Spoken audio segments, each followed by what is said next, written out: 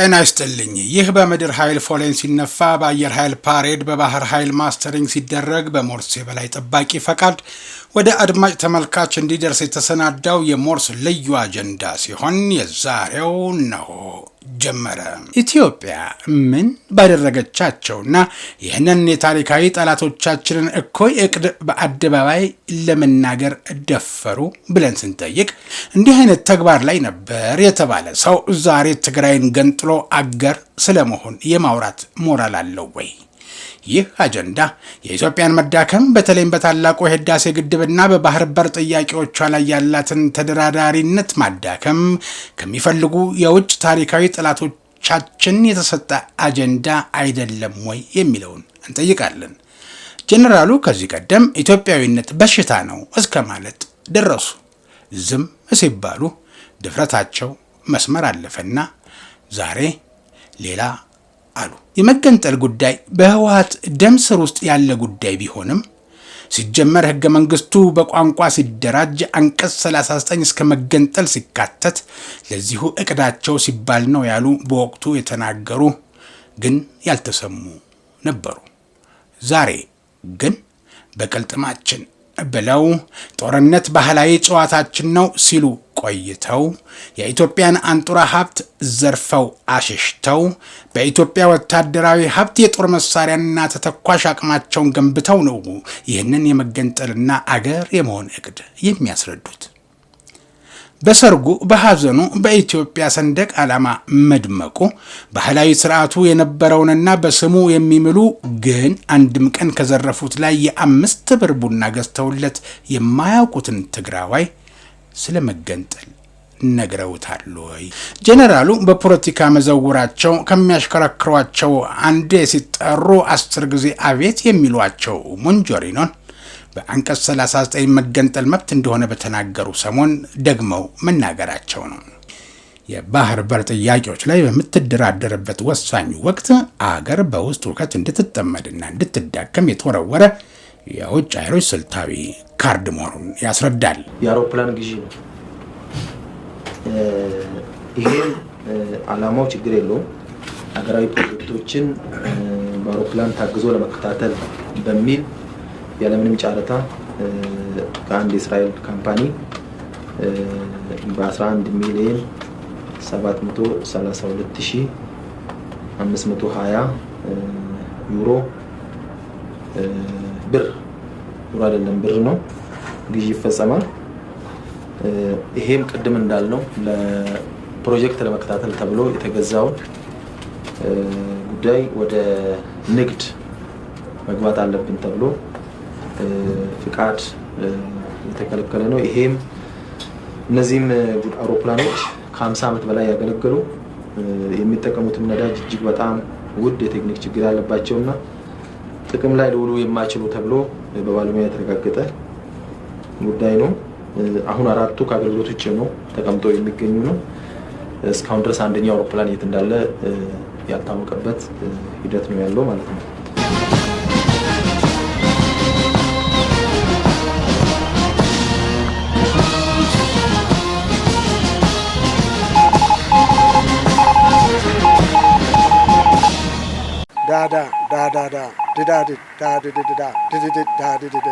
ሞርስ ማለት ይችላል። ይህ ሞርስ ነው የሚያዘጋጀው ወንድም ኢዮብ። የተወደዳችሁ አሁን ስቱዲዮ ስንገባ የደረሰን አንድ ሰበር መረጃ አለ እንንገራችሁ። ነገ ሰኞ የሚካሄደው አገራዊ ምርጫ በሰላምና በጸጥታ እንዲጠናቀቅ ፌዴራል ፖሊስ፣ የኢትዮጵያ መከላከያ ሰራዊትና ሪፐብሊካን ጥበቃ ከትናንት ምሽት 1 ሰዓት ጀምሮ በመላው ኢትዮጵያ አዲስ አበባን ጨምሮ በከፍተኛ የዝግጁነት ሁኔታ እንዲቆዩ ትዕዛዝ መሰጠቱ ተገልጿል። የጸጥታ ተቋማቱ የምርጫ ሂደቱን ሰላማዊ፣ ነፃና ፍትሃዊ ለማድረግ እንዲሁም ማንኛውንም የጸጥታ ስጋት ለመከላከል በቅንጅት እንደሚሰሩ ተጠቁሟል። የኢፌዴሪ ጦር ኃይሎች ጠቅላይ ኤታማዦር ሹም ፊልድ ማርሻል ብርሃኑ ጁላ እንደገለጹት የጸጥታና ደህንነት የጋራ ግብረ ኃይሉ ለምርጫው ያደረገው ዝግጅት እጅግ ጠንካራ ነው። ምርጫውን ለማደናቀፍ የሚንቀሳቀሱ ኃይሎች የተለያዩ ሙከራዎችን እያደረጉ ቢሆንም መከላከያ ሰራዊት ከሌሎች የጸጥታና ደህንነት ኃይሎች እነዚህን የጥፋት እቅዶች ማክሸፉን አረጋግጠዋል።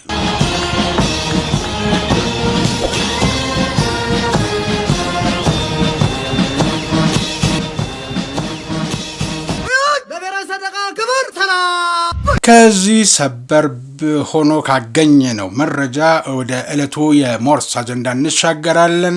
የቀድሞው የብረታ ብረትና ኢንጂነሪንግ ኮርፖሬሽን ሜቴክ ዋና ስራ አስፈጻሚ የነበሩት ሜጀር ጀነራል ክንፈ ዳኘው ትግራይ ከኢትዮጵያ የምትገነጠልበት ጊዜ አሁን ነው ማለታቸው ሰሞነኛ መነጋገሪያ የሆነ ጉዳይ ነው። አንድ ግለሰብ ስላለ የማይሆን ግን ያለው ግለሰብ ከጀርባው ሳይሆን ከጎኑ ያሉ የእርሱን ሐሳብ ተቀብለው በችርቻሮ የሚሸጡ ወይንም በጅምላ አከፋፋይ ከሆኑ የጥፋትና የግጭት ጠማቂ ታሪካዊ ጠላቶቻችን በቦንዳ ገዝተው በጅምላ አከፋፍልልን ብለው እየሰጡ የካይሮ ተቀላቢዎች መኖራቸው ሳይታለም እየተፈታ ነው። በእርግጥ ጄኔራል ደረጃ ያደረሰቻቸውን ኢትዮጵያን ለመገነጣጠል ትከሻቸው ላይ ማዕረግ ያለበሷቸው ፖለቲከኞቹ የአገዛዝ ማኒፌስቷቸው ነበርና የእነርሱን የ100 ዓመት የቤት ሥራ ግማሽ ሊሆን እየተንደረደረ ባለበት ጊዜ መናገር ፖለቲካዊ ታሪካዊና ማህበራዊ ቀውስ ጋባዥ መሆኑንና ይህንንም አሁን እያስተዋልን ያለነውን የእነ ሞንጆሪኖን ልምምድ በተግባር ቀድመህ ተናገር ተብለው የተላኩ ለቀጣናው ጂኦፖለቲካ መቃወስ ከፊት የቀደሙ ስለመሆናቸው ብዙዎች ይናገራሉ። ኢትዮጵያ ምን ባደረገቻቸውና ይህንን የታሪካዊ ጠላቶቻችንን እኩይ እቅድ በአደባባይ ለመናገር ደፈሩ ብለን ስንጠይቅ የቀድሞው የብረታ ብረትና ኢንጂነሪንግ ኮርፖሬሽን ሜቴክ ዋና ስራ አስፈጻሚ የነበሩት ሜጀር ጀነራል ክንፈ ዳኘው ከሜቴክ የኦዲት ክፍተት እስከ ፖለቲካዊ ቁማር ስማቸው በስፋት የሚነሳ በሜቴክ ዘመናቸው በቢሊዮን የሚቆጠር የኢትዮጵያ ግብር ከፋይ ህዝብ ሀብት በሙስና ያለ ጨረታ አሰራርና በተሳሳቱ የፖሊሲ ውሳኔዎች እንዲባክን ካደረጉት ቀዳሚና መርከብ እስከ መሸጥ ደርሰው የነበር ተብለው ተጠርጥረው ከነበሩት አንዱ መሆናቸው ይጠቀሳል። እንዲህ አይነት ተግባር ላይ ነበር የተባለ ሰው ዛሬ ትግራይን ገንጥሎ አገር ስለመሆን የማውራት ሞራል አለው ወይ? ይህ አጀንዳ የኢትዮጵያን መዳከም በተለይም በታላቁ የህዳሴ ግድብና በባህር በር ጥያቄዎቿ ላይ ያላትን ተደራዳሪነት ማዳከም ከሚፈልጉ የውጭ ታሪካዊ ጠላቶቻችን የተሰጠ አጀንዳ አይደለም ወይ የሚለውን እንጠይቃለን። ጄኔራሉ ከዚህ ቀደም ኢትዮጵያዊነት በሽታ ነው እስከ ማለት ደረሱ። ዝም ሲባሉ ድፍረታቸው መስመር አለፈና ዛሬ ሌላ አሉ። እርሳቸው ይህን ከመናገራቸው ቀናት በፊት የህወሓት የፖለቲካው ክንፍ ዘዋሪ ሞንጆሪኖ በአንቀጽ 39 መሰረት የመገንጠል መብታችንን እንጠቀማለን ማለታቸው ተሰምቶ ነበር። የመገንጠል ጉዳይ በህወሓት ደም ስር ውስጥ ያለ ጉዳይ ቢሆንም ሲጀመር ህገ መንግስቱ በቋንቋ ሲደራጅ አንቀጽ 39 እስከ መገንጠል ሲካተት ለዚሁ እቅዳቸው ሲባል ነው ያሉ በወቅቱ የተናገሩ ግን ያልተሰሙ ነበሩ። አጠቃላይ ወደ 24 ሚሊዮን 949,500 ብር በመንግስት ላይ ጉዳት የደረሰበት ነው። ሌሎችም አሉ ከሆቴል ግዢና የመሳሰሉት እንደዚህ አይነት ሁኔታዎች አሉ። እነዚህ የሆቴል ግዢዎችም ለተቋሙ ገዛ ለሚያደርጉ ባለሙያዎች እና ሰራተኞች ሊያርፉበት እና ለቢሮ መጠቀሚያ ተብለው የተገዙ እና እነሱም ግዢ በጣም የተጋነኑ አንዳንዶቹ የባንክ ዕዳ ያለባቸው የባንክ ዕዳዎችን ለመሸፈንና በዚህ ማዕከል የሚገኙትን ጥቅሞች ለማግኘት የተፈጸሙ ግዢዎች መሆናቸውን በምርመራችን ያየንበት ሁኔታ ነው ያለው። ዛሬ ግን በቅልጥማችን ብለው ጦርነት ባህላዊ ጨዋታችን ነው ሲሉ ቆይተው የኢትዮጵያን አንጡራ ሀብት ዘርፈው አሽሽተው በኢትዮጵያ ወታደራዊ ሀብት የጦር መሳሪያና ተተኳሽ አቅማቸውን ገንብተው ነው ይህንን የመገንጠልና አገር የመሆን እቅድ የሚያስረዱት። በሰርጉ በሐዘኑ በኢትዮጵያ ሰንደቅ ዓላማ መድመቁ ባህላዊ ስርዓቱ የነበረውንና በስሙ የሚምሉ ግን አንድም ቀን ከዘረፉት ላይ የ5 ብር ቡና ገዝተውለት የማያውቁትን ትግራዋይ ስለመገንጠል ነግረውታል ወይ? የተወሰኑ የንግድ ድርጅቶች ወይ ደግሞ ግለሰብ ነጋዴዎችን አጋር በማለት ከዚህ በስልክ የተጠራ የእቃ የአገልግሎት ግዢዎች ሲከናወን እንደቆየ ምርመራው ያሳያል።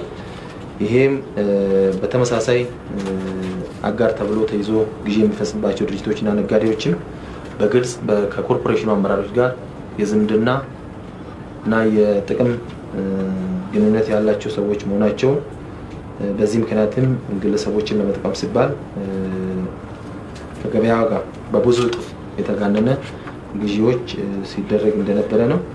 በዚህ አይነት መንገድ ያለምንም ጨረታ አንድ ድርጅት ለ21 ጊዜ አንድ ሌላ ድርጅት ደግሞ ለ18 ጊዜ ከአንድ ድርጅት ግዢ ተፈጽሟል ማለት ነው ጥያቄው። ወይንስ በ1983 አዲስ አበባ ባንክ አልባ አዝሎ ያስገቡት የካይሮና የካርቱም በኋላም የመገንጠል ፍላጎትህን ቀድመንህ አጸደቅንልህ ያሉት ሻዕቢያ ከታሪካዊ ጠላቶች ጋር ባላቸው ቁርኝት ኢትዮጵያን ለማሰናከል የጂኦፖለቲካ አጀንዳ መፈጠሩ ነው ወይ የሚለውን እንፈትሻለን። ለዚህ ደግሞ የመቻል ልህቀት መስራች የጂ24 ኒውስ መስራችና ዋና ስራ አስፈጻሚ ደራሲ ጋዜጠኛ የሞርስ አጀንዳ ተንታኝ ጋዜጠኛ መሐመድ ሲራጅ በጂ24 ኒውስ ላይ የሚከተለውን አስፍሯል።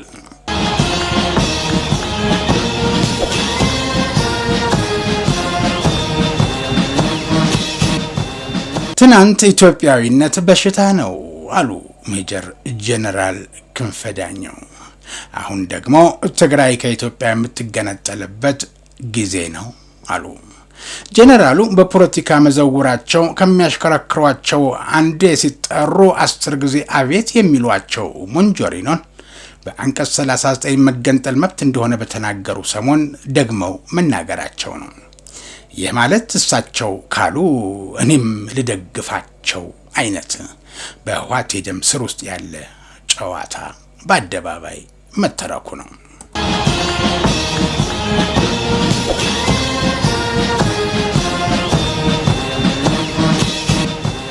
ጂ24 ኒውስ የሚከተለውን ጂኦፖለቲካዊ ምልከታ አስፍሯል። እውነታን በምርምር ድምፅን በነጻነት ለቀጣናው መረጋጋትና ለሀገራዊ ሉዓላዊነት ተጠያቂነት ከጂ24 ኒውስ የቀረበ ልዩ የፖሊሲና የጂኦፖለቲካ ትንታኔ እንደሚከተለው ተዘጋጅቷል። እነሆ። የቀድሞው የብረታ ብረትና ኢንጂነሪንግ ኮርፖሬሽን ሜቴክ ዋና ስራ አስፈጻሚ ሜጀር ጄኔራል ክንፈ ዳኘው ትግራይ ከኢትዮጵያ የምትገነጠልበት ጊዜው አሁን ነው በሚል ያነገቡት አቋምና የኤርትራን የነጻነት ጉዞ እንደ ምሳሌ በመጥቀስ ያደረጉት ውትወታ በሀገር ውስጥ ፖለቲካ ላይ ብቻ ሳይሆን በቀጣናው የጂኦፖለቲካ ሚዛን ላይ ከፍተኛ ድንጋጤ ሊፈጠር የሚችል አደገኛ አጀንዳ ነው። ይህ አይነቱ ንግግር በጦርነትና በሰላም እጦት ያደቀቀውን የትግራይን ወጣትና ሕዝብ ስነ ልቦና ለዳግም ማዕበል የሚዳርግ የትግራይን ሕዝብ ታሪካዊ አገረ መንግስት ግንባታ ግንባር ቀደም ሚና የሚያናጋና የኢትዮጵያን አንድነት ለመከፋፈል ታልሞ የተወረወረ መርዛማ የፖለቲካ ካርድ ነው። ጂ24 ኒውስ ጉዳዩን መሬት ላይ ካለው ተጨባጭ እውነትና ቀጠናዊ ስልታዊ ስጋቶች አንጻር በሚከተሉት መዋቅራዊ ምሰሶዎች ይተነትነዋል። የጂኦፖለቲካው እውነታ፣ ሁለተኛዋ ኤርትራ ወይስ የምስራቅ አፍሪካ ባልካናይዜሽን? ጄኔራሉ የሻዕቢያንና የኤርትራን የ1993ቱን የገንጥሎ ህዝበ ውሳኔ እንደ ስኬታማ ምሳሌ ማቅረባቸው መሬት ላይ ያለውን ተጨባጭ ቀጣናውን የኃይል ሚዛን ካለመረዳት ወይም ሆን ብሎ ህዝብን ከማስጨረስ የመነጨ ስህተት ነው። ኤርትራ ስትገነጠል የራሷ ረጅም ቀይ ባህር ጠረፍና ወደቦች ነበሯት። በአንጻሩ ትግራይ አሁን ባለው የጂኦግራፊ አቀማመጥ ሙሉ በሙሉ በየብስ የተከበበ በአሸዋ ስንዴ ማልማት የማይቻልባትና የተፈጥሮ ሀብት ውስንነት ያለባት ቀጠና ናት። ራሷን የቻለች ሀገር ለማድረግ መሞከር ቀጣናውን ወደ ማያልቅ የእርስ በርስ ጦርነትና ወደ ሁለተኛዋ ደቡብ ሱዳን ከመቀየር ባለፈ ለትግራይ ህዝብ የሚያመጣው አንዳችም የኢኮኖሚ ነጻነት የለም። ይህ አጀንዳ ከሀገር ውስጥ ፍላጎት ይልቅ የኢትዮጵያን መዳከም በተለይም በታላቁ የህዳሴ ግድብና በባህር በር ጥያቄዎቿ ላይ ኢትዮጵያ ያላትን ተደራዳሪነት ማዳከም ከሚፈልጉ የውጭ ታሪካዊ ጠላቶች አጀንዳ ጋር በቀጥታ እየተሰናሰለ ነው። ይህ የጀነራሉ ንግግር ቀድሞ በህወሓት አመራሮች ደም ስር እየነበረ አሁን በቀሪዎቹ ለመፈጸምና ኢትዮጵያን ወደ ትንንሽ መንግስታት የመከፋፈል ስትራቴጂ አካል ነው። ከሜቴክ የኦዲት ክፍተት እስከ ፖለቲካዊ ቁማር ስማቸው በስፋት የሚነሳው ሜጀር ጀነራል ክንፈ ዳኛው ቀደም ሲል በሜቴክ ዘመናቸው በቢሊዮን የሚቆጠር የኢትዮጵያ ግብር ከፋይ ህዝብ ሀብት በሙስና ያለ ጨረታ አሰራርና በተሳሳቱ የፖሊሲ ውሳኔዎች እንዲባክን ካደረጉት ቀዳሚ ግለሰቦች አንዱ መሆናቸው ይታወሳል። እንግዲህ ከሜቴክ ከተቀበለበት ዓላማ ስንነሳ ሜቴክ በደንብ ቁጥር 183 2002 ሰኔ 2 2002 የተቋቋመው ይሄም ሲቋቋም የመንግስት የልማት ድርጅት ሆኖ የተቋቋመበትም በ10 ቢሊዮን ብር የተፈቀደና 3.1 ቢሊዮን ብር በጥሬ ገንዘብና በአይነት የተከፈለ የተቋቋመ ተቋም ነው። ሌሎች በስሩ ሊገቡ የሚገቡ ቀደም ሲል የናዝሬት ልብስ ስፌት ፋብሪካና በመከላከያ ሚኒስቴር ስር የነበሩ የመከላከያ ኢንዱስትሪዎችን ምርት የሚያመርቱ እና የሚጠግኑ የሚያድሱ ድርጅቶችም መብትና ግዴታዎች ወደዚህ ተቋም እንዲሻገር ተደርጎ የተቋቋመበት ነው። ዋና ተልእኮቹም የማምረቻ ኢንዱስትሪዎችን ዲዛይን ማድረግ፣ የቴክኖሎጂ የማምረትና የመትከል፣ የኢንዱስትሪ ማሽኖች፣ ካፒታል እቃዎችና ኢንዱስትሪ መለዋወጫዎች ማምረት እና የመከላከያ ቴክኖሎጂ አቅም መገንባት፣ የኢንጂነሪንግና የቴክኖሎጂ አቅም መገንባትና ማስፋፋት፣ የማምረቻ ኢንዱስትሪ ዲዛይን ማድረግ ናቸው። ለተቋሙ የተሰጠው ተልእኮ እነኚህ ናቸው። ይሄን ያነሳውበት አንድ ተቋም መስራት ካለበት ከተቋቋመበት ዓላማና ከተሰጠው ተልእኮ ነው መነሳት ያለበት የሚሉትን የምርመራ ሂደታችን ውስጥ ስላየን ነው። እንግዲህ በሙስና ወንጀል ምርመራ ግኝቶች ናቸው ብለን የምናነሳቸው የምርመራ ግኝቶች ናቸው። እነዚህ ነገሮች ገና በሂደት በፍርድ ቤት የሚታይ ነው። እንግዲህ የመጀመሪያው የውጭ ሀገር ግዥን በተመለከተ ነው።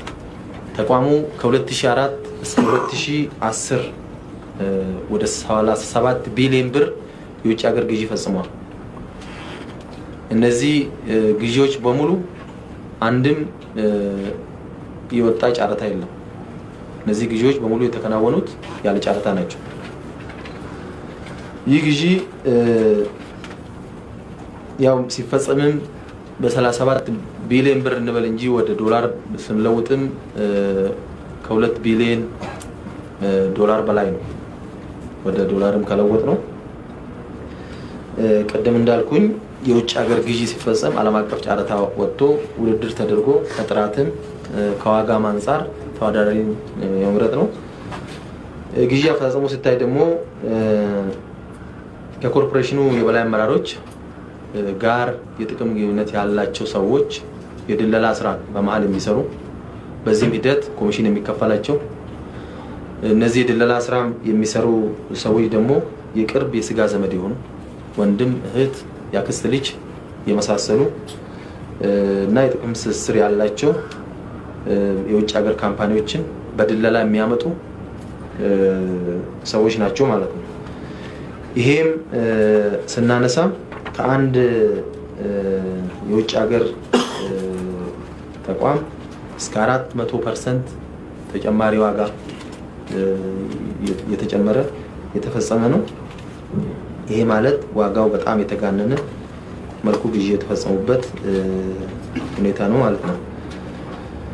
ይሄ እንግዲህ ተቋሙ ለገዛቸው ተቋማት ክፍያውን ይፈጽማል። እነዚህ ተቋማት ደግሞ ካምፓኒዎች ደግሞ ለነዚህ ደላላዎች ገንዘቡን ኢንዳይሬክትሊ ከዚህ እንደሚከፈል እና ይሄ የህዝብ ሀብት በዚህ መልኩ መጥፋቱን የሚያሳዩ ማስረጃዎች የተሰበሰቡበት ሁኔታ ነው ያለው ማለት ነው። ይሄ ግዢ ሲፈጸም እነዚህ በድለላና በተለያዩ መልኩ እዚህ ውስጥ የተሳተፉ አካላት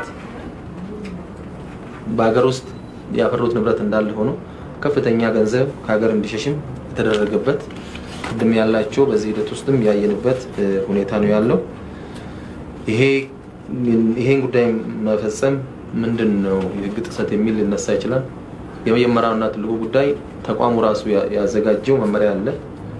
የስራ አመራር ቦርድ በስራ አመራር ቦርድ ጸድቆ ስራ ላይ የዋለ መመሪያ በመመሪያው መሰረት በተፈቀደ ሁኔታ ካልሆነ በስተቀር ኮርፖሬሽኑ ግዢ በግልጽ ጫራታ መፈጸም እንዳለበት ይህ መመሪያ ይደነግጋል። ሌሎች የግዢ ህግም የመንግስት የልማት ድርጅት እስከሆነ ድረስ ሌሎች የግዢ ህግም ሌሎች የሀገሪቷን ህግ ማክበር እንዳለበት ነው። ይሄም በዚህ መልኩ እንዳልተፈጸመ የሚያሳይ ሁኔታ ነው ያለው። እነዚህ አይነት ግዢዎች ከተወሰኑ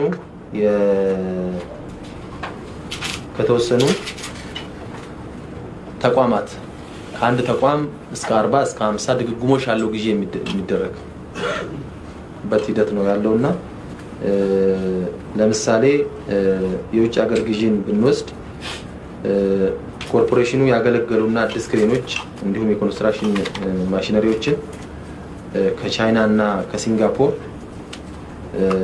ያለ ጫራታ በደላሎች አገናኝነት የገዛበት ሁኔታ አለ። እነዚህ የተገዙ ክሬኖች 5 ናቸው።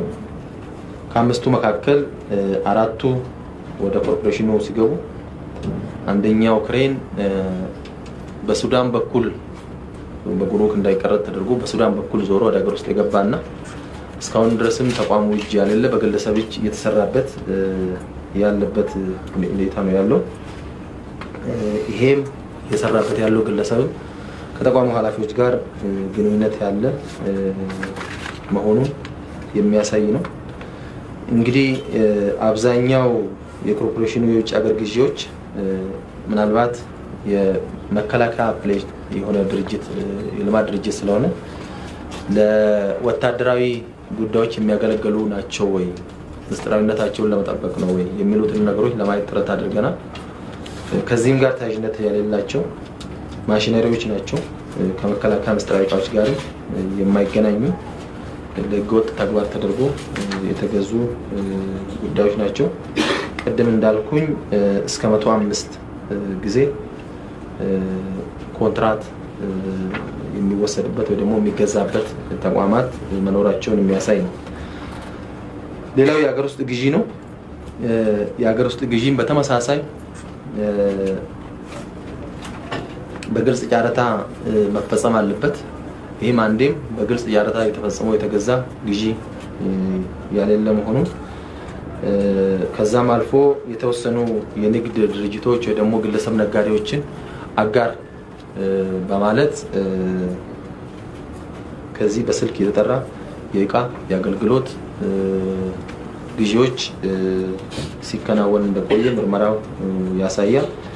ይሄም በተመሳሳይ አጋር ተብሎ ተይዞ ግዢ የሚፈጽምባቸው ድርጅቶችና ነጋዴዎችም በግልጽ ከኮርፖሬሽኑ አመራሮች ጋር የዝምድና እና የጥቅም ግንኙነት ያላቸው ሰዎች መሆናቸውን በዚህ ምክንያትም ግለሰቦችን ለመጥቀም ሲባል ከገበያው ጋር በብዙ እጥፍ የተጋነነ ግዢዎች ሲደረግ እንደነበረ ነው።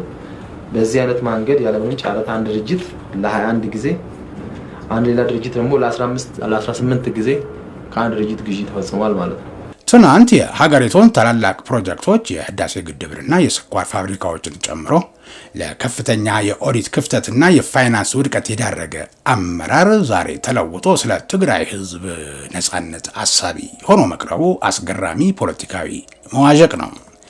ይህ ትረካ የቀድሞውን የሙስናና የተቋማዊ ውድመት ታሪክ በብሔርተኝነት ካባ ለመሸፈንና ከተጠያቂነት ለማምለጥ የሚደረግ የፖለቲካ ቁማር ነው። ጀነራሉ ከዚህ ቀደም ኢትዮጵያዊነት በሽታ ነው እስከ ማለት መሄዳቸው ለዘመናት የሀገሪቱን መከላከያ ሰራዊትና መዋቅር ሲመሩ የነበሩበትን ስልጣን ለራሳቸው ቡድን ጥቅምና የበላይነት ብቻ ይጠቀሙበት እንደነበር መረጋገጫ ነው።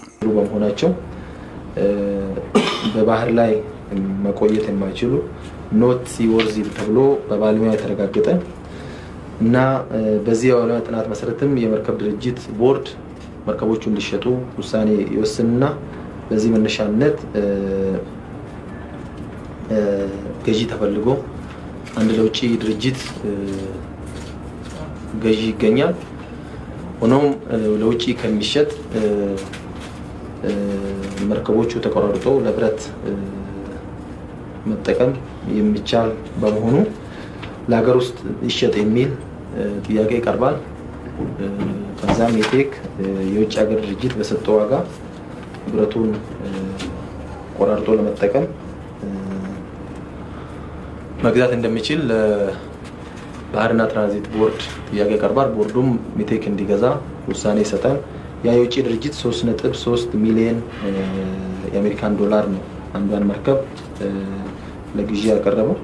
አይ ቲንክ ሁለቱም መርከብ ነው። ሜቴክ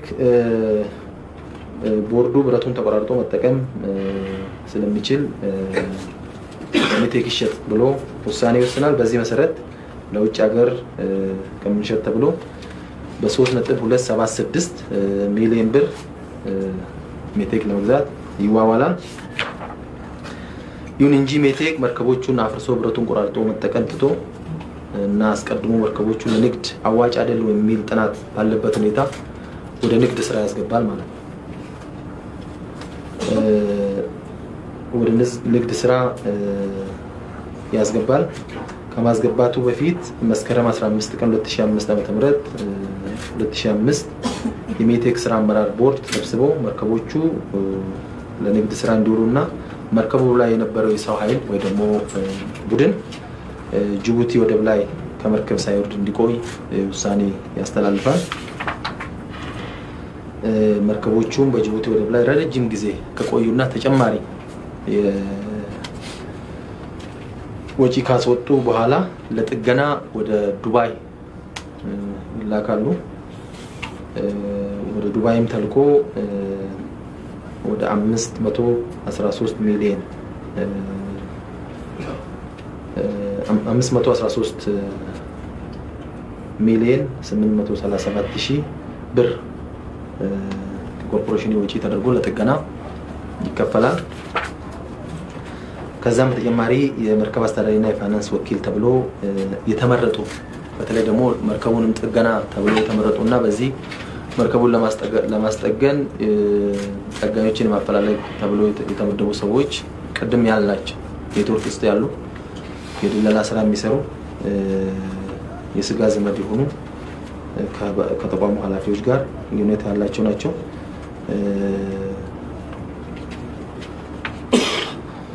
በኋላ መጨረሻ ላይ መርከቡ ተጠግኖ ወጥቷል ተብሎ ወደ ንግድ ይገባሉ። ወደ ንግድ ከገቡም በኋላ የኢትዮጵያ ባንዲራን አውልቦ መንቀሳቀስ ስለማይችሉ ለጥገና ተብሎ የወሰዱትን ፍቃድ ወስዶ ከኢራን ወደ ሞቃዲሾ እና በመሳሰሉት አካባቢ እንቅስቃሴ በማድረግ እስከ 500,000 ዶላር አካባቢ ስራ ይሰራሉ። ያን ገንዘብ ወደ ሜቴክ ያልገባበት ሁኔታ አለ። ሁለተኛ ስራውም ቢሆን ህገወጥ ስራ ነው የተደረገው። መጨረሻ ላይ መርከቧ ስራ መስራት እንደማትችልና ፍቃድም ማግኘት እንደማትችል በተለይ ደግሞ የማሪታይም ባለስልጣንና የኢትዮጵያ መርከብ ድርጅትና ትራንስፖርት ሚኒስቴርም ተቃውሞ ይሄ እስከ ቀድሞ ጠቅላይ ሚኒስትርም ድረስ የተደረሰበትና ይሄም እንዲቆም መመሪያ ተሰጥቶ ግን ሊያቆሙ ያልቻሉበት ሁኔታ ነው ያለው።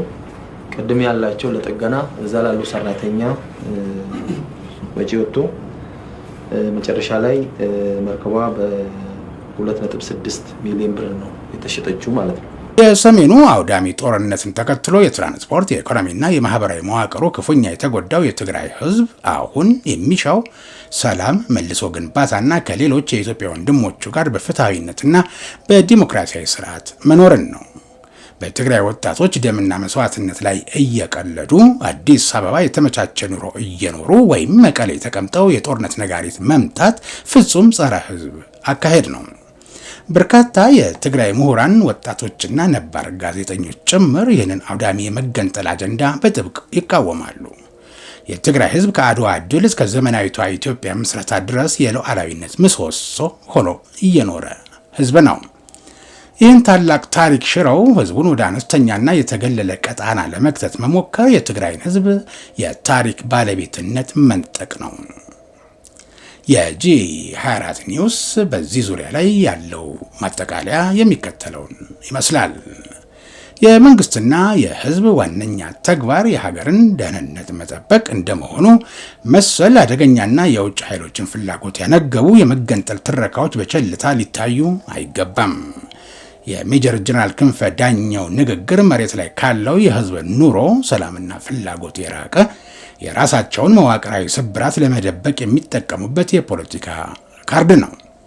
በትግራይ ስም የሚነገዱ የውጭ አጀንዳዎችን በማክሸፍ ፍትሐዊ ግልጽነት የሰፈነበትና ሁሉንም ዜጋ እኩል የሚያሳትፍ ስልታዊ የሪፎርም ጉዞ መቀጠል የአሁኑ ዘመን ወሳኝ ምርጫ ሲሆን ይህ አጀንዳ በአሁኑ ወቅት ሆን ተብሎ የተመዘዘበት ምክንያት በዋናነት ስልታዊ ትኩረቱን ማቅረቢያ እና የመደራደሪያ አቅም መፍጠሪያ በመሆኑ ነው። የምርጫ ወቅት የኃይል ሚዛን መፍጠሪያ። እንግዲህ ሰባተኛው አገራዊ ምርጫ ሊካሄድ በተቃረበበት ዋዜማ የህዝብን ስሜት በማነሳሳት ማህበራዊና ፖለቲካዊ መረጋጋትን በመንካት ከመንግስት ጋር ለአዲስ የፖለቲካ ድርድርና ስልጣን መጋራት የበላይነትን ለመያዝ የታለመ ቀመር ነው ይላል ጂ24 ኒውስ። የውጭ ኃይሎች አጀንዳ ማስፈጸሚያ ስለመሆኑ ጂ24 ኒውስ ሲቀጥል ኢትዮጵያ በማክሮ ኢኮኖሚ ሪፎርም እና በጂኦፖለቲካዊ የባህር በር ጥያቄዎች ላይ በምትደራደርበት ወሳኝ ወቅት አገር በውስጥ ውከት እንድትጠመድና እንድትዳከም የተወረወረ የውጭ ኃይሎች ስልታዊ ካርድ መሆኑን ያስረዳል። ባጭሩ ጂ24 ኒውስ ሲያስረዳ ካርዱ የትግራይን ህዝብ ለመጥቀም ሳይሆን የከሰሩ ፖለቲከኞችን ከተጠያቂነት ለማዳንና ሀገርን በመረበሽ የራሳቸውን ህልውና ለማስቀጠል የተወረወረ የውድቀት ስትራቴጂ ነው ብሏል።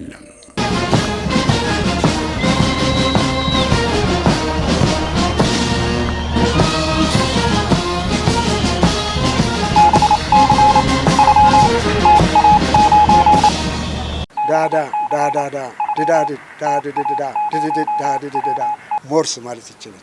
ይህ ሞርስ ነው የሚያዘጋጀው ወንድም ኢዮብ። የተወደዳችሁ ተመልካቾቻችን በምድር ኃይል ፎሬን ሲነፋ በአየር ኃይል ፓሬድ በባህር ኃይል ማስተሪንግ ሲደረግ ወደ እናንተ እንዲደርስ በሞርስ የበላይ ጠባቂ ተፈቅዶ የነበረውና የዛሬው የሞርስ አጀንዳ በዚሁ ያበቃ ሲሆን በቀጣይ በሌላ መርሃ ግብር የምንገናኝ መሆናችንን የገለጽን ለዛሬ የሞርስ አጀንዳ የተጠቀምነው የጂ24 ኒውስ ቀጣናዊ የጂኦፖለቲካ ምልከታ የእስካሁኑን ይመስል ነበር።